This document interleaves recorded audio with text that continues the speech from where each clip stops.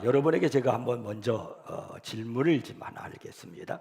여러분은 그리스도인이십니까? 아니면 예수님의 제자이십니까? 이렇게 질문하는 것을 이상하게 생각하시는 분도 없잖아 있을 것입니다. 그리스도인이 제자고 제자가 그리스도인이지 그걸 왜 구분해서 그렇게 질문을 하는 것인가 그렇게 생각할 수도 있습니다. 물론 둘 사이에는 차이가 있어서는 아니 되겠죠. 그러나 실제적인 상황을 볼 때는 차이가 있습니다. 그러면 그리스도인과 제자가 뭘까요? 차이가.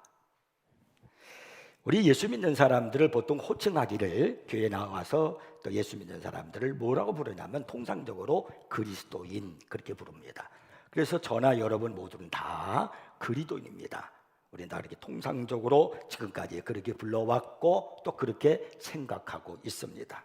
그러나 그리스도인이라고 해서 예수님이 말씀하신 그 말씀에 실천하는 신앙의 삶을 사는 사람들이 많지 않다라는 겁니다. 그렇기 때문에 그리스도인과 제자의 차이를 두고 있는 겁니다. 기독교는 내면으로부터 예수님처럼 알고 또 생각하며 느끼고 행동하며 사랑하도록 변화되는 것입니다. 다시 말해서 그리스도인이 된다라고 하는 것은 실제로 예수님을 따르는 것과 관련이 있는 겁니다. 그러니까 그리스도인이 누구냐? 예수님을 따르는 사람. 예수님을 따르는 사람이 누구냐? 예수님의 제자다 그런 말이에요.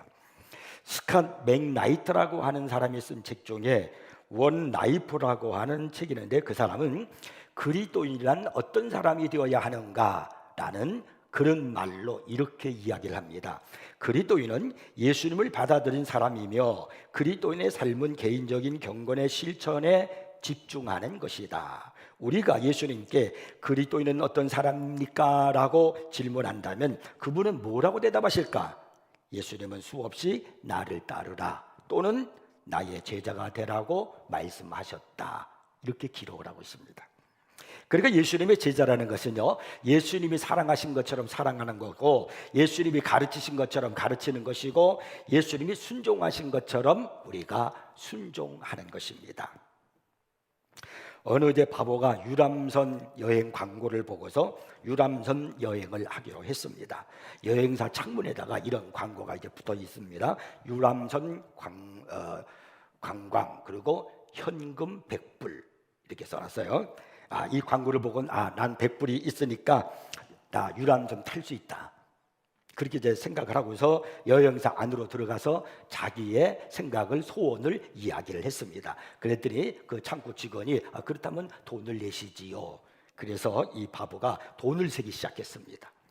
100불째 세는 순간 그는 머리를 세게 얻어맞고 기절하여 쓰러졌습니다. 깨어보니까 드럼통을 타고 그리고 강물에서 떠내려가고 있는 겁니다. 좀 유람선 간과하고 있는 거예요. 드럼통에다가.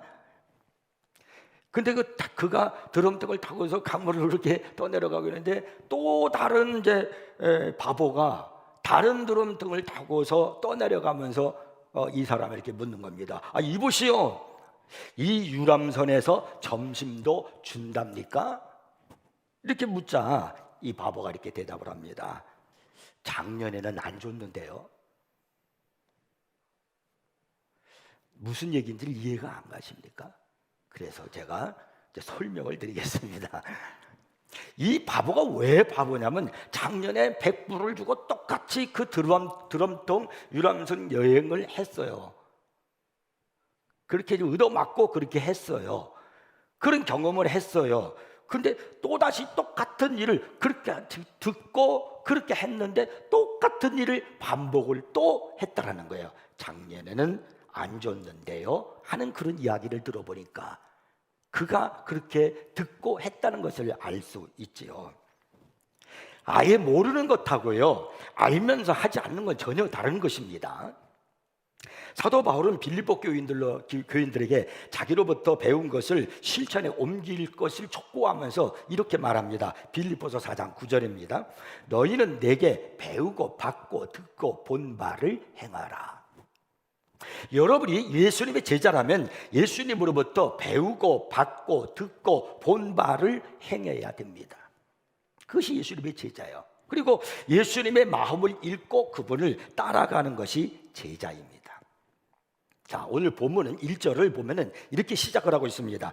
예수께서 산에서 내려오시니 수많은 무리가 따르니라, 이렇게 말씀하죠. 예수님께서 산에서 내려오셨다라고 하는 것은요, 마태복음 5장부터 7장에서 산상수훈에 대한 설교를 하시고 난 다음에 내려오셨음을 의미하는 것입니다. 마태복음 5장 1절을 보면은 예수께서 무리를 보시고 산에 올라가 앉으시니 제자들이 나온지라 라고 그렇게 기록하고 있습니다. 그러니까 그곳에 예수님이 산에 올라가셨더니 많은 무리들이, 제자들이 그곳에 올라왔어요. 그리고서 예수님께서 그 유명한 산상 설교를 하는 겁니다. 마태복음 5장, 6장, 7장이 바로 그 산상에서 하신 예수님의 유명한 설교입니다. 심령이 가난한 자는 복이 있나니 천국이 저희 것이며, 바로 그런 설교예요. 예수님이 조용히 산에 올라가셨습니다. 왜냐하면 기적보다 더 중요한 것이 진리이기 때문입니다. 올라가셔서 주님은 천국 진리에 대한 것을 가르치셨습니다. 산상설교에 보면은 5장, 6장, 7장에 보면 기적에 대한 이야기가 하나도 없습니다. 나무서부터 걷지 못한 사람이 뭐 일어났다든지, 중풍병자가 일어났다든지, 아니면 맹인이 눈을 떴다든지, 아니면 귀신이 뭐 나갔다든지 하는 그런 이야기는 전혀 없습니다. 그냥 조용히 천국의 진리가 선포될 뿐이었습니다. 우리는 여기 살아야 됩니다. 기적 속에 있기보다는 먼저 진리 속에 있어야 한다는 것입니다. 기적 때문에 예수를 믿는 것이 아니라 말씀 때문에 예수 믿는 것입니다. 진리의 말씀이 선포된 이후에, 그리고 난 다음에 각종 기적들이 나타나게 됩니다. 이제 산상에 있었던 많은 사람들이 그곳에서 예수님의 산상 설교를 귀담아 들었지 않겠습니까? 이 세상에 새로 시작될 하나님의 나라에 대한 말씀을 들었고요, 예수님의 제자란 어떻게 살고 하나님의 제자란 어떤 것이다, 또 하나님을 어떻게 믿어야 되는가 하는 그런 말씀들을 주님이 5장, 6장, 7장에서 쭉 그렇게 말씀을 했습니다. 이제 진리의 말씀 선포가 끝나고 난 다음에, 산상수훈의 설교가 끝나고 난 다음에 8장으로 딱 들어가는 거예요. 이제 제자들이 산에서 내려왔어요. 그 8장 1절에 그래서 제자들이, 수많은 사람이 산에서 내려왔다, 그리고 예수를 따르니라, 이렇게 1절이 시작하는 거예요. 이제 내려와죠. 근데 여러분, 8장을 읽어보시면 거기에 이제 많은 기적을, 주님이 역사를 하시는 말씀이 나와요. 오늘 본문을 시작해가지고 그 다음에는 이제 백부장의 하인의 병을 낫게 하는 기적, 뭐 그래가지고 8장을 보시면 주님이 많은 기적들을 거기에 이렇게 기적을 행하는 것을 기록하고 있는 겁니다. 그러니까 먼저 진리의 말씀을 듣고 하나님의 말씀, 천국의 말씀을 듣고 나니까 이런 역사들이, 기적들이 일어나는 그런 은혜가 있더라는 겁니다. 말씀이 먼저라는 거예요. 그런데 그 많은 그 기적 중에서 가장 먼저 나타난 기적, 첫 번째 기적이 성경에 무엇을 기적으로 기록하고 있냐면 나병 환자가 고침받는 사건을 성경에서 기록하고 있다는 겁니다. 왜 많은 기적 중에서 이 기적의 이야기를 가장 먼저 성경에 기록하고 있을까요? 여기에 예수님의 마음이 담겨 있는 겁니다. 오늘 우리는 그 예수님의 마음을 읽으셔야 됩니다. 그리고 그 뜻을 따라가야 됩니다. 자, 그러면 오늘 본문으로 돌아가서 예수님의 마음이 어떤 마음이었는가 한번 우리가 찾아보기를 원합니다. 자, 첫째로 먼저 예수님께 나온 나병 환자입니다. 2절을 한번 읽어볼게요. 한 나병 환자가 나와 절하며 이르되 주여 원하시면 저를 깨끗하게 하실 수 있나이다 하거늘. 여기 나병은 아주 무서운 병입니다. 그래서 마치 죽은 사람처럼 취급이 되었습니다. 요세푸스의 말에 의하면 나병 환자는 마치 죽은 자처럼 취급이 되었고, 중세기에 있어서는 그 환자에게 장례식문을 낭독했다라고 그렇게 말했습니다. 그러니까 나병 환자에게 아예 장례식문을 낭독했다는 거예요. 그러니까 죽은 사람 취급했다, 그런 이야기입니다. 이 나병 환자가 견디기 가장 힘든 고통이 바로 뭐냐면 고독한 거야, 외로운 거야. 자, 이 나병 환자는 자기 몸에 나병이 들어서 사람들과 접촉을 하면 다른 사람이 병이 없는단 말이에요. 그래서 추방을 당하는 거예요. 가정에서 나가야 되고요, 사회에서 나가서 추방이 되어서 성 밖에 나병 환자들이 모여 사는 그 촌에 격리되어 살 수밖에 없기 때문에 고독을 이겨내야 됩니다. 사람과의 그 만남이 단절되어 있는 겁니다. 우리 사람에게 있어서 이보다 더 큰 고통은 없는 거예요. 옛날 사람들은 병에 대해서 아주 무지했습니다. 병들이 눈에 보이지 않기 때문에 그들의 병주에는 존재한다는 걸 몰랐고 모든 병을 미신적인 시각으로 바라봤습니다. 사실 이 나병은 피를 통해서 감염되는 것인데 결국 피가 통하지 않아서 살이 썩어 문드러지는 그런 병입니다. 그래서 이 성경은 나병 환자와의 접촉을 엄격하게 금지했던 것입니다.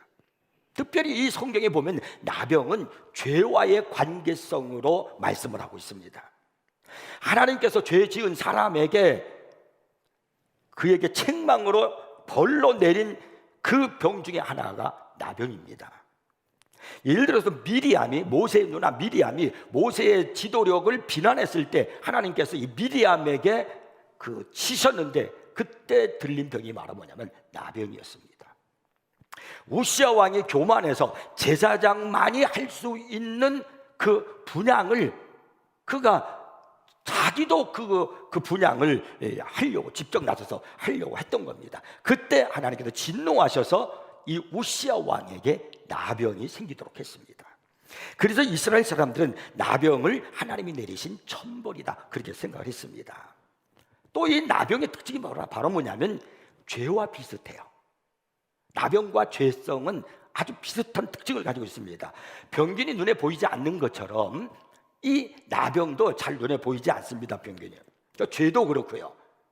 일단 나병은요, 감염되면 온몸이 막 썩게 되고요, 또 살이 썩은 모습이 막 축축하게 되고 뼈 마디마디가 떨어지고 심술이 오그라들고 심한 고통을 당하다가 죽는 겁니다. 죄도 그래요.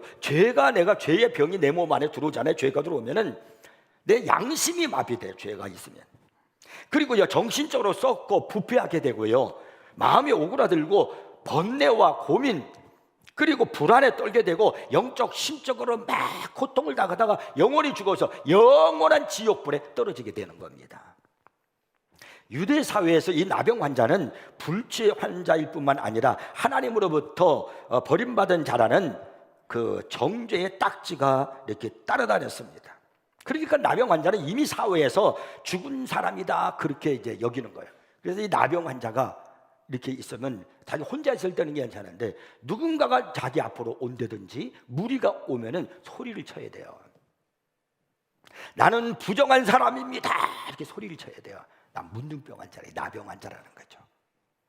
그러니까 사회에서 그렇게 아예 정죄 딱지가 붙어 있는 사람이에요. 나는 부정한 사람입니다. 나는 부정한 사람입니다. 그러면 사람들이 치다가 저 나병 환자구나, 부정한 사람이야, 죄인이야, 딴 데로 가자. 그래서 길을 이렇게 벗어가는 겁니다. 근데 본문의 말씀 보면은 그런 나병 환자가 많은 무리가 산에서 예수님과 함께 내려가 왔는데 예수님께 와가지고 자기 병을 고쳐달라고 얘기를 하는 거예요. 2절을 다시 봅니다. 한 나병 환자가 나와 절하며 이르되 주여 원하시면 저를 깨끗하게 하실 수 있나이다 하거늘. 자, 1절에서 예수님께서 산에 내려오실 때 그때 많은 사람들이 예수님을 따랐다고 이렇게 말씀하고 있죠. 여러분, 이것을 그냥 문자적으로만 읽지 마시고 그 당시의 상황, 그것을 여러분이 상상을 좀 하시면서 이 본문을 읽어보시길 바랍니다. 지금 많은 사람들이 은혜를 받았어요. 산 위에서 예수님이 하신 그 말씀, 마태복음 5장, 6장, 7장 우리가 지금 읽을 때 얼마나 은혜가 돼요. 근데 예수님이 직접 거기서 그 말씀을 전했을 때 그곳에 있는 사람들이 얼마나 큰 은혜를 받았겠습니까? 꼭 천국에 있는 것과 같았을 거예요. 그런 그 무리들이 예수님을 따라서 산에서 딱 내려오는데 그때 와서는 안 될 한 사람이 딱 나타나는 겁니다. 그게 누구냐? 바로 나병 환자예요. 그리고는 뭐라고 그랬냐면요, 절하며 이르되 주여 원하시면 저를 깨끗하게 하실 수 있나이다 이렇게 말하는 겁니다. 여기 나병 환자가 절을 하고 있다라고 이 말은 무슨 말이냐면 예수님 그분을 메시아 하나님으로 보고 있는 겁니다. 왜냐하면 절했다는 말에 그 원어를 보니까 쿠네오라는 그런 헬라어로 되어 있는데, 이 말은요 신에 대한 예의를 표할 때 쓰는 단어를 쓰고 있는 거예요. 그러니까 이 사람이 예수님께 절했다라고 하는 것은 당신은 하나님이십니다 라고 그렇게 믿고 절을 하는 거예요. 그럼 말합니다. 주여 원하시면. 여기 원한다라고 하는 이 말은 주님의 능력을 나는 100% 믿습니다. 단지 예수님이 은혜를 내게 베푸셔서, 긍휼을 베푸셔서 고쳐주시느냐 안 주시느냐입니다. 좀 그런 말이에요. 실제로 3절에 보면요, 예수님께서 이 나병 환자를 고칠 때 주님이 뭐라고 그러냐면요, 내가 원하노니 깨끗함을 받으라 그랬더니 즉시 고침을 받았다고 3절에 그렇게 말씀하고 있어요. 예수님이 내가 원하노니 그랬어요. 내가 원하노니. 그러니까 아무나 그냥 고침받으라는데 고침받는 게 아니잖아요. 하나님만이 하실 수 있는 거예요. 그러니까 예수님 자신이 하나님이심을 선포한 거예요. 바로 그 사실을 이 나병 환자는 알고 있었던 겁니다. 그는 자신의 자격 없음을 인정하는 겁니다. 그래서 주여 저는 당신께 아무것도 요구할 수 없습니다. 그러나 메시아가 오시면 모든 백성들의 질병과 고통을 짊어지신다고 들었습니다. 저는 자격이 없지만 주께서 원하시면 저는 치료될 수 있습니다. 이렇게 지금 말하는 거예요. 주님 당신은 하나님이십니다. 주님께서 원하시면 저에게 긍휼을 베풀어 주시면 저는 치료될 수 있습니다. 주님께서 저에게 은혜를 주시면, 은혜는 거저 주는 거잖아요. 저에게 은혜를 주시면 제 이 병이 치료될 수 있습니다. 지금 그가 그렇게 말하고 있는 겁니다. 나병은요 하나님의 형상을 파괴시키는 병입니다. 막 살이 썩고 코가 문드러지고 뭐 눈썹도 다 빠지고 손가락이 떨어져 나가고 막 이렇게 오므라들고 막 그러잖아요. 그래 때로는 눈까지도 실명하기도 합니다. 그런데 가슴 아픈 것은 우리 사회에 이 하나님의 형상이 파괴된 나병 환자들이 너무나도 많다라는 겁니다. 돈만 주면 나이가 어떻게 됐든 원조 교제를 하고, 정부에서 사창가를 단속을 했더니 오피스텔을 얻어가지고 사람들을 불러들이고 아무 꺼림없이 또 남자들이 찾아가고, 모두가 다 하나님의 형상이 파괴되어 버렸습니다. 온통 이 세상은, 지금 우리가 사는 세상은요 썩은 냄새가 진동을 하고 있습니다. 포르노라 음란 사이트로 많은 사람들이 죄가 감염되어 있습니다. 우리 안에는요 더럽고 음란한 소돔과 고모라의 피가 흐르고 있는 겁니다. 여기저기서 막 쾌락에 빠져 있습니다. 술독에 빠져 있습니다. 우리의 문제는 피에 있는 겁니다. 피가 나병에 감염되어 있는 것입니다. 우리의 정신이 썩었고 우리의 의식 저 깊은 곳에 음란과 부패와 타락이 스며드는 것입니다. 이건 다른 방법으로 치료할 수가 없어요. 예수님의 피로만이, 보혈만이 이 피를, 우리의 피를 정결케 할 수 있습니다. 그래서 이 본문의 나병 환자가 예수님께 와가지고 저같이 썩을 대로 썩고 형편없이 망가진 이 사람, 저 고침받을 수 있죠. 은혜를 베풀어 주세요. 원하시면 치료될 수 있습니다 라고 지금 말하고 있는 거예요. 오늘 이 시대 많은 사람들이 예수님을 찾아야 됩니다. 썩을 대로 썩고 부패되고 변질된 우리의 이 마음, 영적인 상태, 정신을 예수 그리스도의 피로, 말씀으로 깨끗하게 정화되어야 됩니다. 예수님께 나와야 됩니다. 그래야만이 그런 사람이 오늘 성경에 나오는 이 나병 환자처럼 은혜를 누릴 수 있는 거예요. 찬송 중에 이런 찬송이 있잖아요. 예수 앞에 나오면 죄사함 받으며 주의 품에 안기요 편히 쉬리라. 예수 앞에 나오면 죄사함 받고 주의 품에 안기요 편히 쉬리라. 주님 품에 안겨서 편히 쉼을 얻을 수 있어요. 누가 예수님께 오면요. 이 나병 환자가 그런 거예요. 예수 앞에 나와서 은총을 받으며 마음의 기쁨 넘치어 감사하리라. 바로 이 나병 환자가 그런 거예요. 예수님 앞에 나와가지고 주께서 원하시면 내 병이 치료될 수 있습니다. 예수님 앞에 나와서 은총을 받으니까 마음에 기쁨이 넘쳐서 감사가 넘치는 그런 인생을 살지 않았습니까? 예수님 앞에 나와야 돼요. 나의 모든 어떤 질병, 어떤 문제가 있든 예수님 앞에 나와서 주님의 은총을 구하는 겁니다. 주님, 긍휼을 베풀어 주옵소서. 내게 은혜를 내려 주시옵소서. 그리고 주님의 품에 안기십시오. 주님이 예비하실 은총을 누리시기를 바랍니다. 이것이 이 시대를 살아가는 건강한 그리스도인의 모습이에요. 자, 그 다음에 두 번째는 예수님의 손길입니다. 자, 본문의 사건은 예수님께서 산상설교를 마치고 난 다음에 일어난 사건이라고 제가 얘기했습니다. 아마도 예수님의 말씀을 듣는 동안에 많은 사람들이 거기서 그 은혜를 이제 받았겠지요. 뭐 또 예수님 12제자들 있겠죠. 마태, 마가, 누가, 뭐 베드로, 야고보, 요한, 뭐 그들도 다 큰 이제 은혜를 받고 성령 충만하고 은혜를 받고 그리고서 이제 산에서 이제 내려오는 거예요. 예수님의 말씀을 듣고 막 내려오는데 이들에게 너무나도 추하고 끔찍하게 생긴 그런 나병 환자가 길을 딱 가로막는 거예요. 2절에서 나와 절하며 이르되라고 말하지만은 실제로는 그들의 길을 막는 거예요. 그는 와서는 안 되는 거예요. 많은 사람들이 예수님과 함께 이렇게 내려올 때 그는요, 나는 부정합니다. 그리고 도망갔어야 돼. 피해 갔어야 되는 거예요. 근데 이 나병 환자가 많은 무리가 막 은혜 받았어요. 은혜 받고 내려오는데 예수님 앞에 딱 와서 가는 길을 딱 가로막는 거예요. 보통 같으면 이러지 않았을까요? 저 산에서 은혜 충만히 받고 좋은 설교 듣고 예수님의 정말 주옥 같은 설교를 듣고 내려오는데 세상에 저런 부정한 사람이, 죄 있는 사람이 나병 환자 길을 딱 가로막아. 은혜 다 깨트리고 앉았네.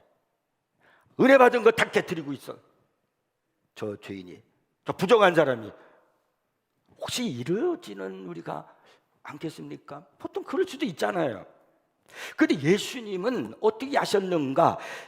여기서 이 무리한 행동 속에서 우리 주님께서 이 나병 환자를 향하여 하는 그 행동 속에서 예수님의 마음을 읽을 수가 있습니다.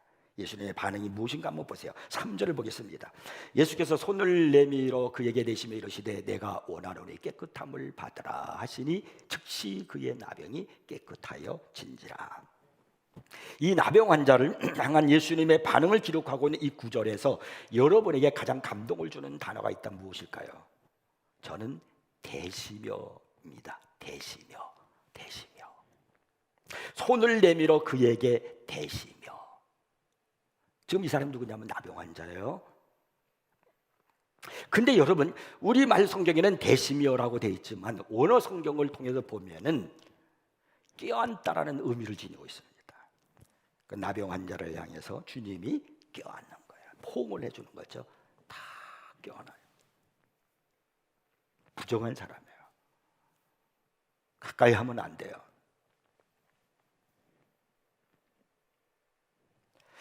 이 손이라고 하는 것은 사람의 감정을 표현하는 도구입니다. 똑같은 손으로 도움을 줄 수도 있고 상처를 줄 수도 있어요. 내 손을 내뻗을 수도 있고 내가 움켜줄 수도 있어요. 또 사람을 받쳐 올릴 수도 있고 밀쳐내릴 수도 있어요. 이 손으로 무엇이든지 할 수 있습니다. 이 손으로 상처를 싸매어줄 수도 있고요. 그리고 이 손을 가지런히 모아서 기도하는 손이 될 수도 있습니다. 이 손을 잘 관리하면 우리의 손은 은혜의 도구가 되는 거예요. 하나님께 내어드릴 때 우리의 열 손가락은 그야말로 천국의 손이 되는 겁니다. 예수님이 그렇게 하신 겁니다. 우리 주님은 그 손을 철저히 하나님께 내어드린 것입니다. 그리고 그 손으로 나병 환자에게 대신 겁니다. 껴안으신 거예요. 예수님의 손은 도구의 은혜의 도구가 되었고요. 그리고 천국의 손이 된 것입니다. 여러분, 여기서 기억해야 됩니다. 예수님께서 나병 환자를 향해 손을 대셨기 때문에 나병 환자 병이 고침받은 것이 아닙니다.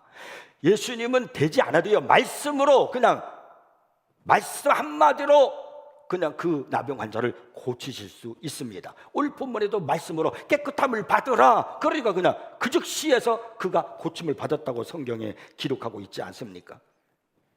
그런데 왜 예수님은 그냥 말씀으로 고칠 수 있는데 왜 그에게 손을 대셨느냐 말이에요. 왜 그를 껴안아 주셨냔 말이에요. 여기서 예수님께서 오늘 우리를 향해서 던져주는 그 예수님의 마음을 읽으라는 겁니다. 내가 예수님의 제자라면 그 마음을 읽으실 줄 알아야 돼요. 지난날 동안 이 나병 환자에게 손을 댄 사람은 아무도 없습니다. 단 한 사람도 없습니다. 그의 아내도 자녀들도요, 친구들도요, 아무도 손을 대지 않았습니다. 그들은 이 환자는 보기는 했어도 말은 했을지라도 단 한 차례 아무도 그에게 손을 대지를 않았습니다.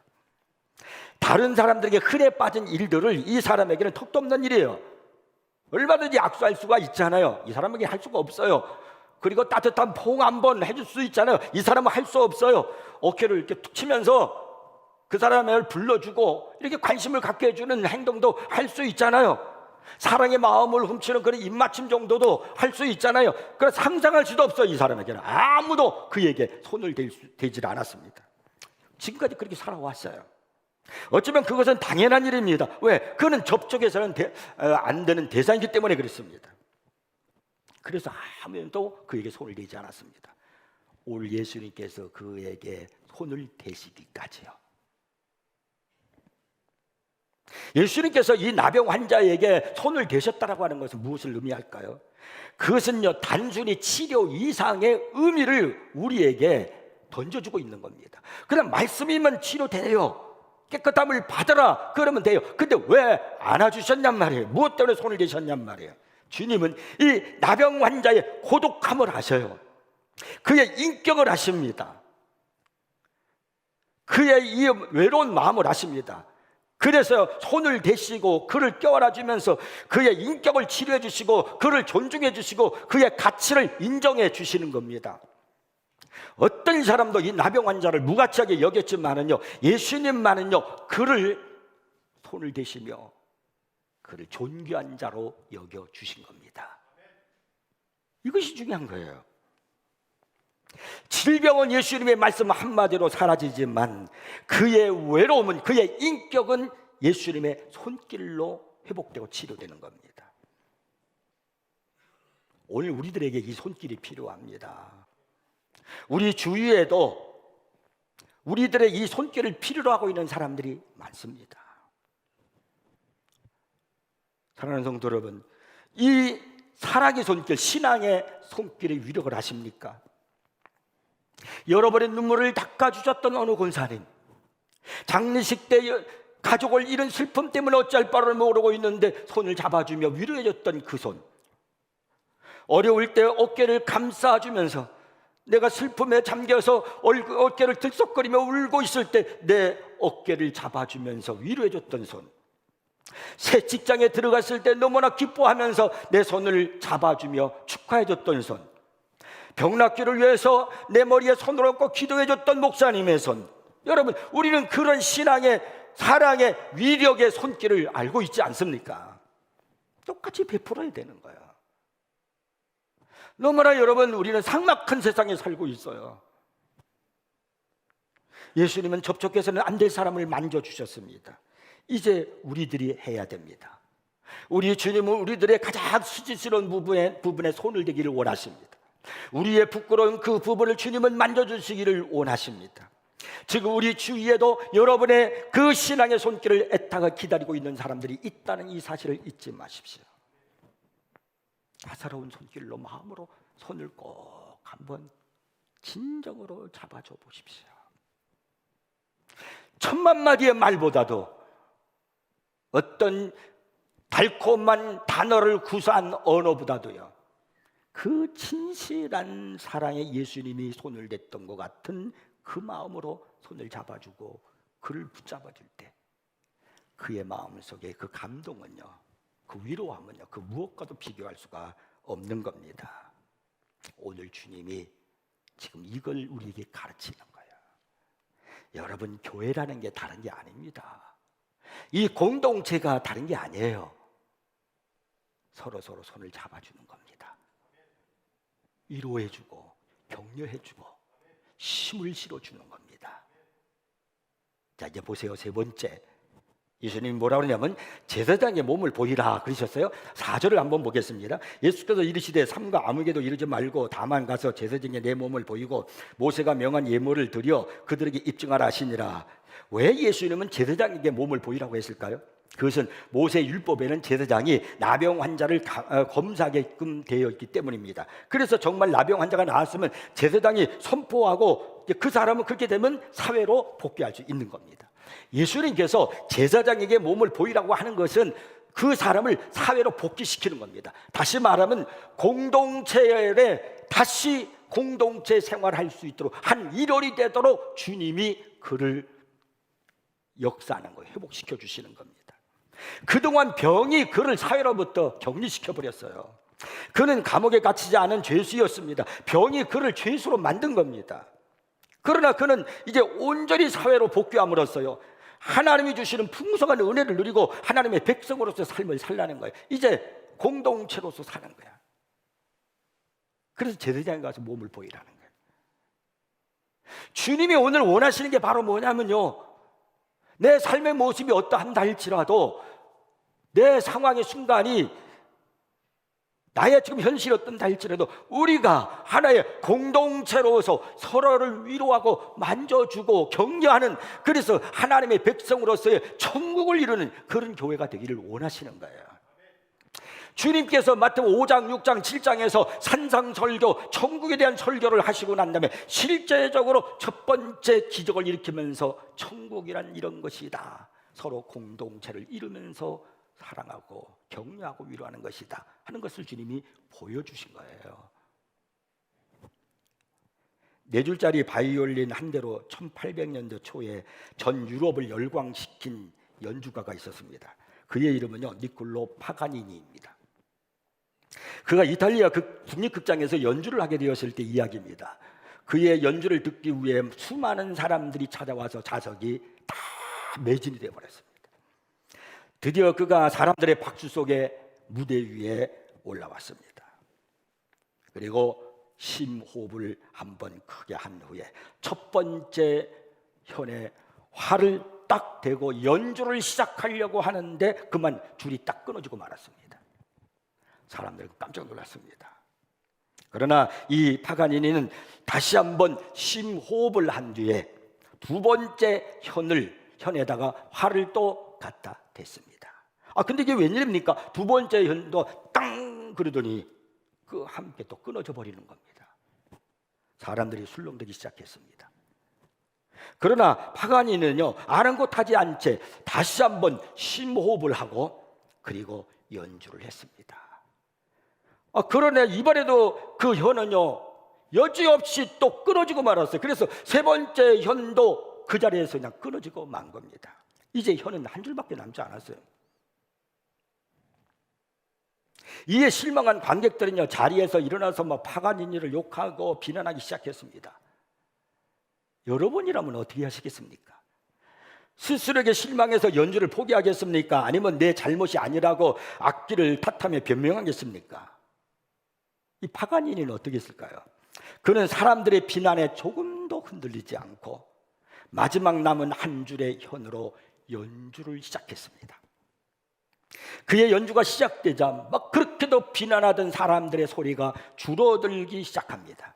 자리에 일어났던 사람들이 하나 둘씩 다시 자리에 앉기 시작합니다.